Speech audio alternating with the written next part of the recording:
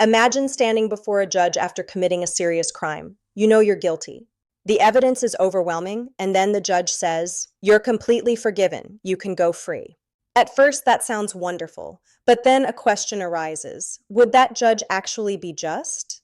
Now imagine the opposite, a judge who punishes every offense with perfect fairness, but never shows compassion, never offers forgiveness, and never considers mercy. Would that judge be good?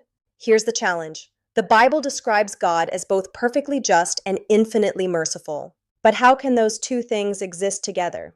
Does mercy weaken justice? Does justice limit mercy? Or is there something deeper happening that many people miss? Today on Sacred Questions, we're exploring one of the most profound questions in theology, philosophy, and faith. How can God be both mercy and justice? This question isn't just a theological puzzle. It affects how people understand God himself. Many critics of religion ask, if God is loving and merciful, why does he judge people? Others ask, if God is perfectly just, how can he forgive sinners? At first glance, mercy and justice can seem like opposites. Justice gives people what they deserve. Mercy gives people less punishment than they deserve. If that's true, then how can God fully embody both?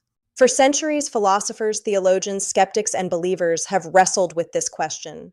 And the answers are far more fascinating than many people realize. Let's begin with justice. Justice is deeply woven into human nature. Almost everyone has experienced a moment when they cried out, "That's not fair."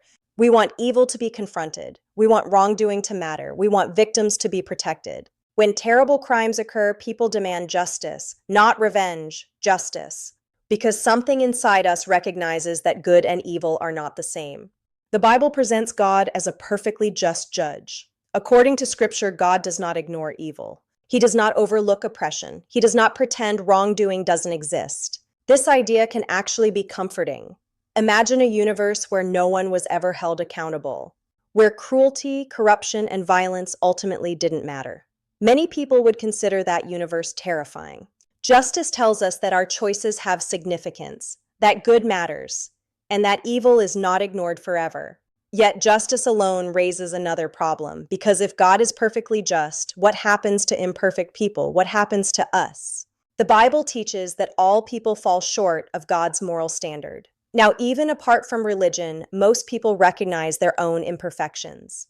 We lie, we hurt others, we act selfishly, we fail to live up to our own ideals. It's easy to point to the failures of others. It's harder to confront our own. If perfect justice exists, then nobody escapes examination. Not dictators, not criminals, not religious leaders, not ordinary people, not us. This creates a tension. We want justice when others do wrong, but we often want mercy when we do wrong. And that tension leads directly to one of the central themes of Christianity. Mercy is more than simple kindness. Mercy is compassion shown when punishment could rightfully be given. It's forgiveness, it's patience, it's grace. Throughout the Bible, God is repeatedly described as merciful, slow to anger, compassionate, patient, willing to forgive. Many of the most beloved stories in Scripture revolve around mercy. The prodigal son welcomed home, the lost sheep being found, the sinner receiving forgiveness. These stories resonate because people long for mercy. Most of us know what it feels like to need a second chance, or a third, or 100th.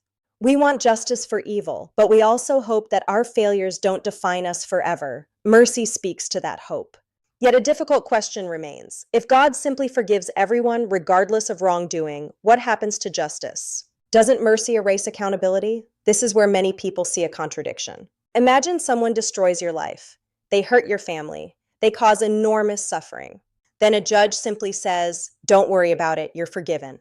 That wouldn't feel merciful. It would feel unjust, because true justice requires that wrongdoing be taken seriously. So how can God forgive without compromising justice?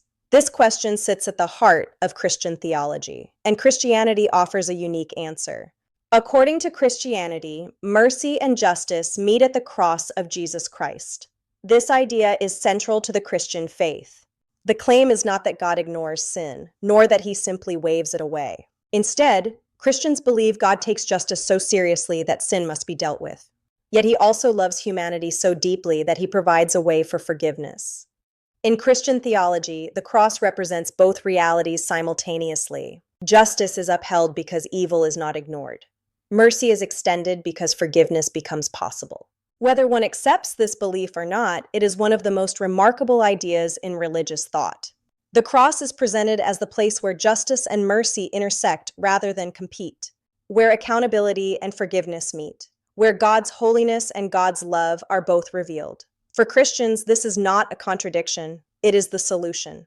Even outside Christianity, the relationship between justice and mercy remains fascinating. Many philosophers argue that a truly good society needs both. A world with justice but no mercy becomes harsh and unforgiving. A world with mercy but no justice becomes chaotic and morally meaningless.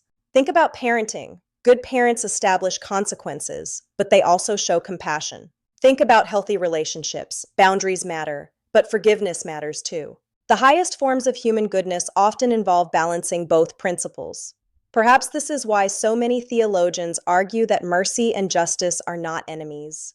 Instead, they are complementary aspects of moral perfection. Justice protects what is good, mercy restores what is broken. At this point, some people still have doubts. One common question is, if God is merciful, why is there judgment at all? The traditional Christian response is that genuine moral freedom requires accountability. Without accountability, choices lose significance. Another question is, if God is just, why offer forgiveness? The answer Christians give is that justice alone cannot heal broken relationships. Mercy makes restoration possible. Others wonder whether divine justice is simply too severe. These are serious questions that believers and skeptics continue to debate. And it's important to acknowledge that not everyone finds the same answers convincing. But the conversation itself reveals something important. Human beings seem to long for both justice and mercy. We want wrongs made right, and we want redemption to be possible. Maybe the deepest reason this question matters is because it isn't merely about God. It's about us. Every day we navigate the tension between justice and mercy. We want fairness, but we also want forgiveness. We want accountability, but we also want grace. The Christian vision of God suggests that these desires are not contradictory.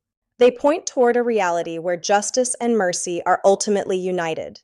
A God who confronts evil without becoming cruel. A God who forgives without abandoning righteousness. Whether you are a believer, a skeptic, or someone still searching, that idea is worth thinking about. Because if mercy and justice can truly coexist in God, perhaps they can coexist in our lives as well. So what do you think? Can mercy and justice truly exist together? Does the Christian explanation make sense to you? Or do you think the tension remains unresolved? Share your thoughts in the comments below. I'd genuinely love to hear your perspective. And if you enjoy exploring difficult questions about God, faith, doubt, philosophy, and the Bible, make sure to subscribe to Sacred Questions and turn on notifications so you don't miss future discussions. Until next time, keep asking, keep seeking, and never stop exploring the questions that matter most.